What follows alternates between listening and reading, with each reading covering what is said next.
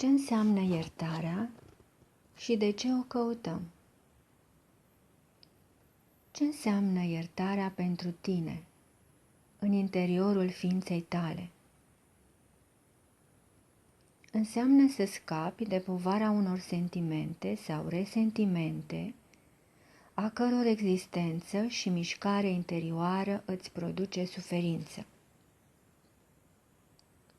Faptul că mental, la nivelul intelectului, îți propui să ierți pe cineva sau să te ierți pe tine, nu face ca iertarea propriu-zisă, eliberarea acelor sentimente apăsătoare, să se realizeze efectiv și la nivelul corpului, să te simți mai ușor, mai ușoară. Nu se întâmplă atât de simplu și sigur că ai vrea să înțelegi de ce. Ei bine, am să-ți spun un secret și poate o să-l iei în considerare și o să revii la acest pasaj pentru o mai profundă contemplare. În experiența ta, tu hotărăști ce înseamnă pentru tine ceea ce face celălalt. De asemenea, în experiența ta, tu hotărăști ce înseamnă pentru tine gestul tău, atitudinea ta vis-a-vis de celălalt. Poate nu te-ai gândit niciodată la asta.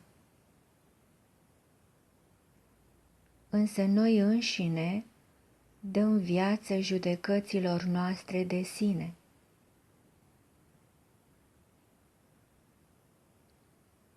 Ca să iertăm și să ne iertăm, e nevoie de observare de sine și onestitate, de deschiderea de a ne vedea așa cum suntem și nu așa cum ne imaginăm că suntem.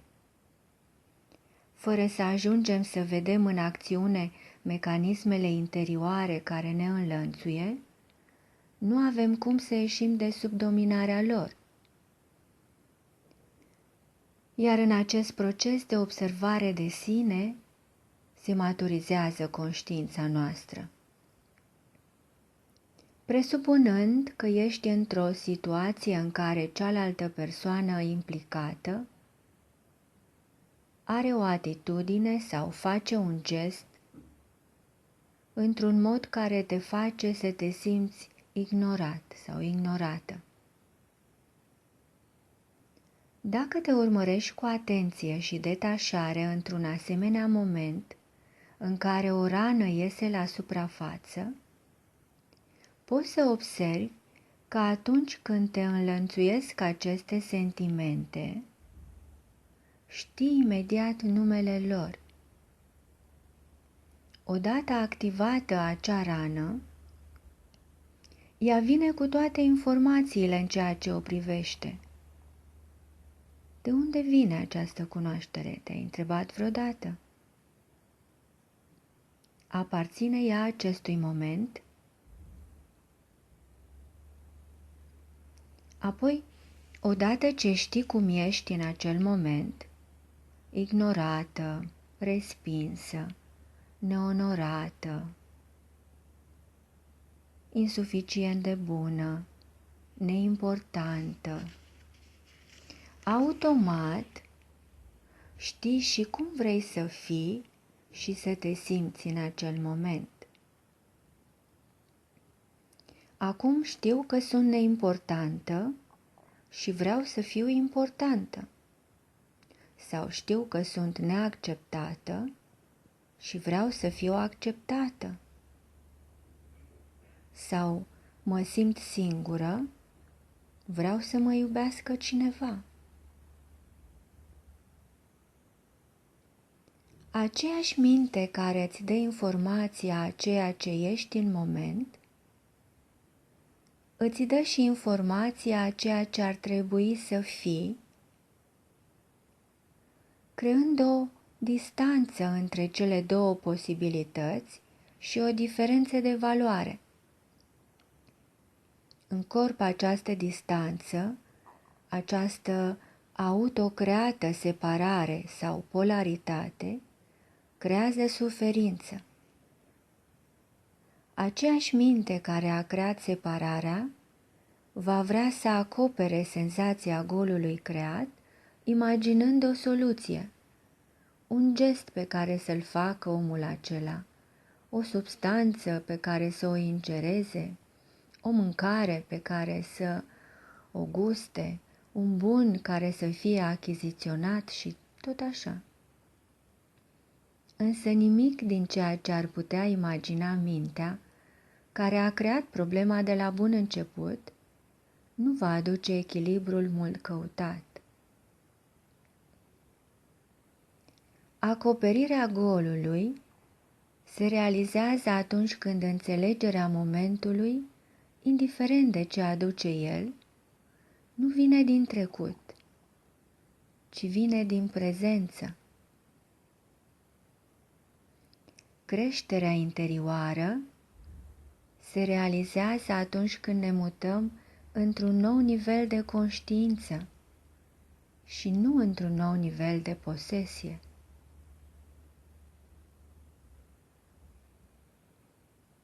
Învață să te observi. Observă ce vrea să rămână ascuns în tine. Există două feluri în care putem întâmpina un moment: automat sau mecanic și conștient. Când nu sunt prezent cu ceea ce se întâmplă, când nu am conștiința propriei existențe în moment, circumstanțele mă definesc. Nu știu cine sunt și accept să fiu orice caracter apare din hăul inconștientului și pune stăpânire pe corpul și mintea mea, dictându-mi informații despre mine, dictându-mi și ce acțiune ar trebui să întreprind. Așa că întreabă-te, prin ceea ce sunt în acest moment prezent și modul în care particip la moment, răspund sau reacționez, urc sau cobor.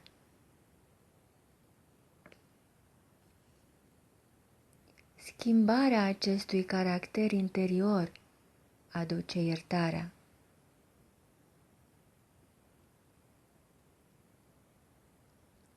Observarea de sine, cu răbdare, dedicare și perseverență,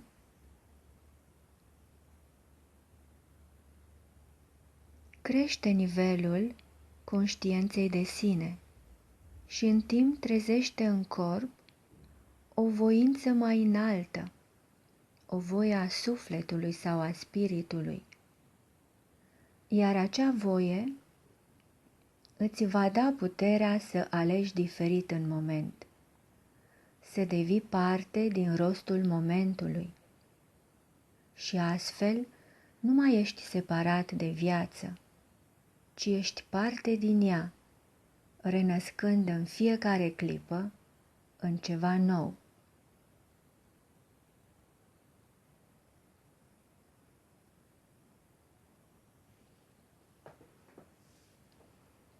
Revenind la ceea ce am spus la început, în experiența ta, tu hotărăști ce înseamnă pentru tine ceea ce s-a întâmplat.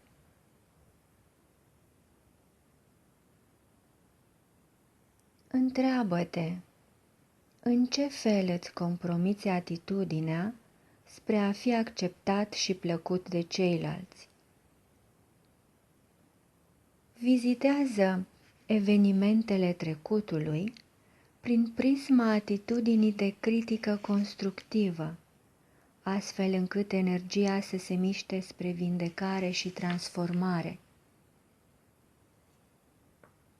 Indiferent ce s-a întâmplat în trecut, nu folosește nimănui să te autopedepsești la nesfârșit.